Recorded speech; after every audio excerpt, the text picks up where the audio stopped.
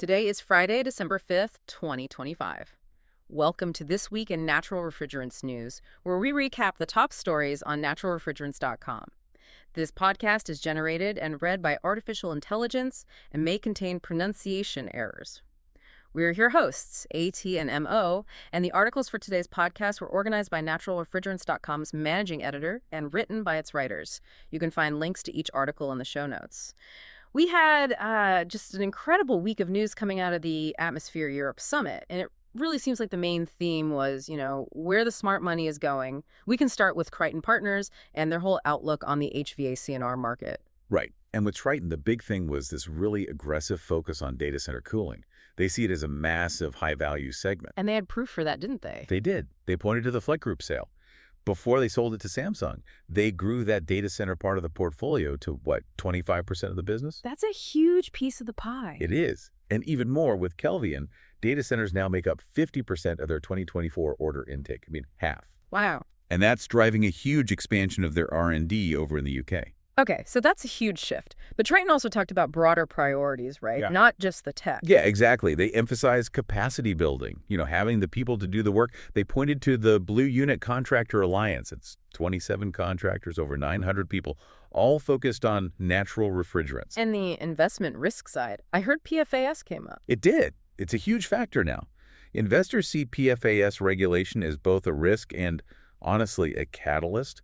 The money is just not going into incremental HFC changes anymore. It's all flowing towards future-proof natural solutions. So regulation is creating certainty. That makes sense. It sort of leads us right into industrial applications and what Danfoss is doing with high-temperature heat pumps. Well, what's really fascinating here is just how close we are to solving some of these big industrial decarbonization problems.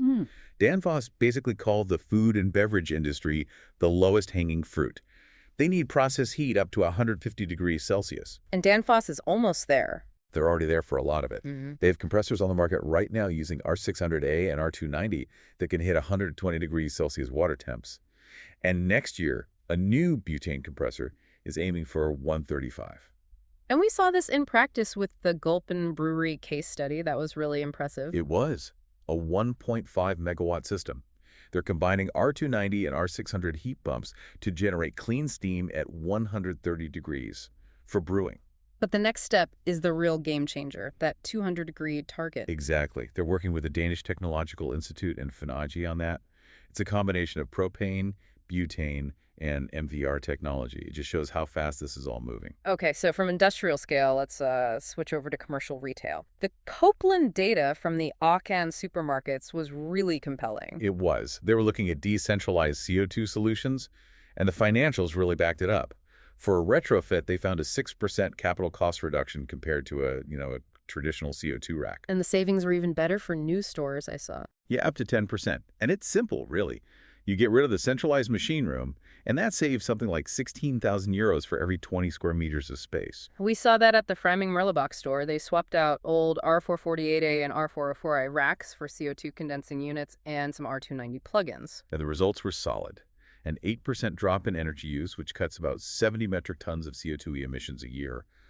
Auchan sees this modular approach as key for their city stores and those click-and-collect spots. Okay, so that's retail. But what about when the engineering constraints are just extreme? That brings us to SWEP and their work with CERN. I mean, this is where refrigeration literally meets particle physics. It's amazing. It really is. CERN is upgrading the Large Hadron Collider with new CO2 systems, and these cool down to minus 53 degrees Celsius.